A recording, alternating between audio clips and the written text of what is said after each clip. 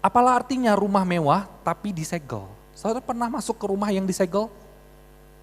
Pernah lihat rumah mewah? Saudara di Jakarta ada satu tempat ya, besar sekali rumah. Besar itu namanya, itu rumah pemilik toko intan. Dia dijual, bukan intan wanita ya, intan maksudnya perhiasan intan gitu ya.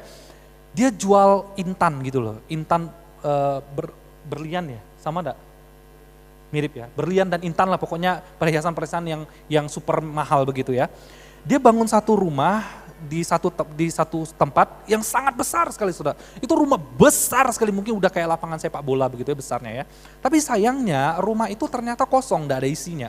Dilihat dari luar, wow megah mewah. Dilihat dari luar, wow. Tapi kalau saudara maju mendekat, pintunya itu disegel.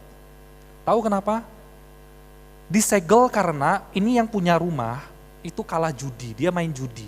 Lalu kemudian bangkrut, pinjam uang di bank, rumahnya disita sama bank. Nah, saudara lihat ya, apa yang terjadi kalau rumah yang mewah, bagus, tapi kemudian disegel? Gak ada gunanya bukan? Lama-lamanya jadi rusak, lama-lama jadi tua, kotor, dalamnya gak bersih, gak ada yang merawat, kosong semuanya. Bahkan lama-lama mungkin bisa jadi rumah yang mengerikan. Jadi buat dengan sangat megah, mewah oleh Bapa di sorga. Kita diciptakan dengan istimewa, tetapi disegel oleh karena dosa. Ditutup oleh karena dosa. Jadi isinya apa? Isinya hanya kecoa. Isinya apa? Hal-hal yang membusukkan. Isinya apa? Setan.